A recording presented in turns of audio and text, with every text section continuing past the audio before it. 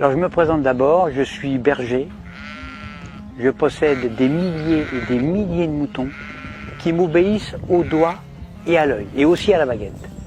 Mon rôle de bon pasteur est de les protéger avec amour, donc je les nourris bien, j'en prends soin. Un mouton, parce que je sais qu'un mouton bien élevé avec amour, eh bien c'est l'assurance d'obtenir une laine soyeuse, de qualité, et une viande fondante d'un goût incomparable. Ça c'est certain, moi j'aime mes moutons. Alors pourquoi mes moutons sont heureux, mais vraiment heureux quand je les tonds? Pourquoi est-ce qu'ils ne réagissent pas?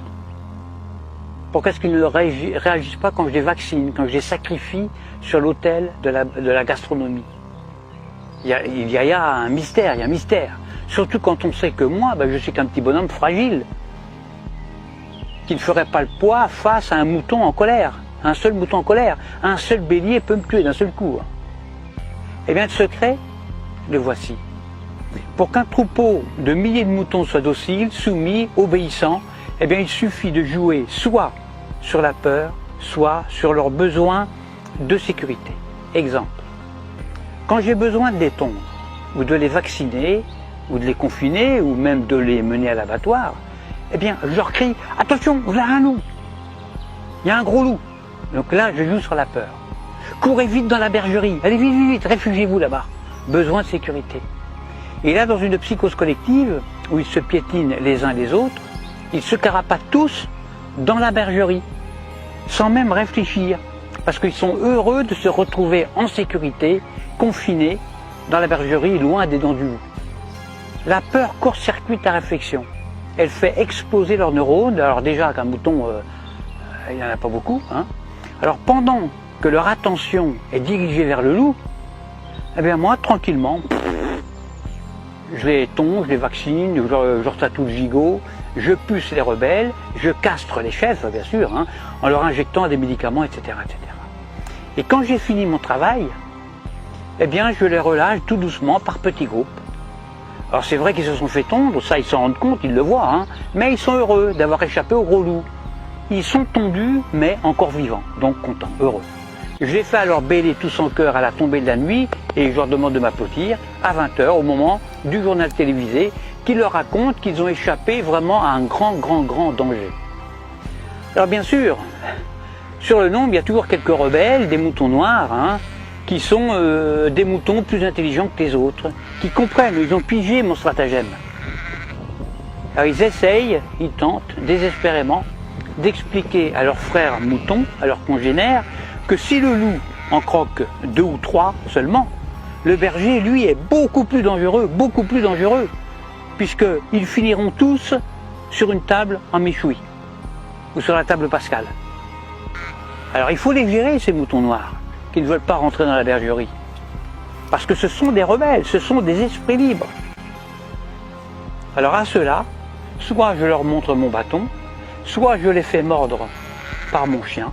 Or le mieux, c'est d'égorger un seul mouton noir devant les autres. Alors ça, c'est super efficace. Ça.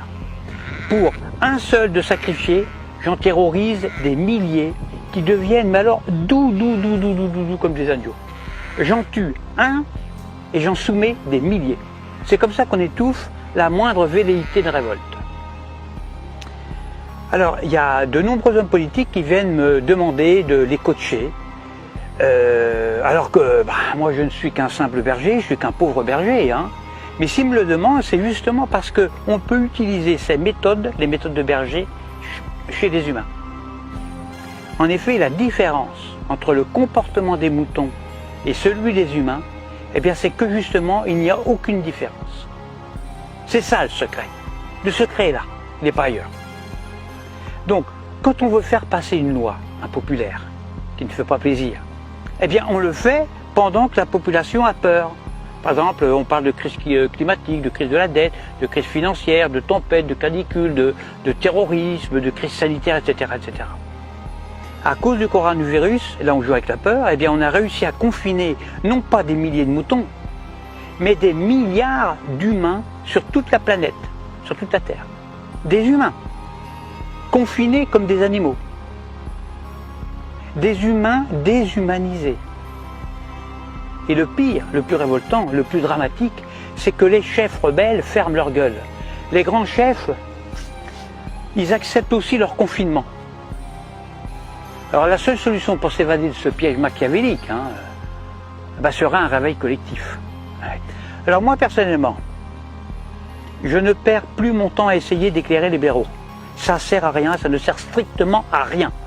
Parce que quand j'explique la stratégie dont sont victimes les moutons, soit le mouton est déjà éveillé, alors dans ce cas-là, toutes mes explications sont vraiment inutiles, ou alors je tombe sur un mouton con.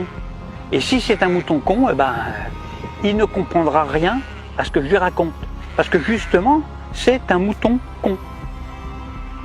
Alors il faut faire attention parce que le mouton con, lui, il n'est pas fautif. Il est con, c'est tout, c'est pas sa faute. Alors à bientôt pour une prochaine vidéo. À bientôt.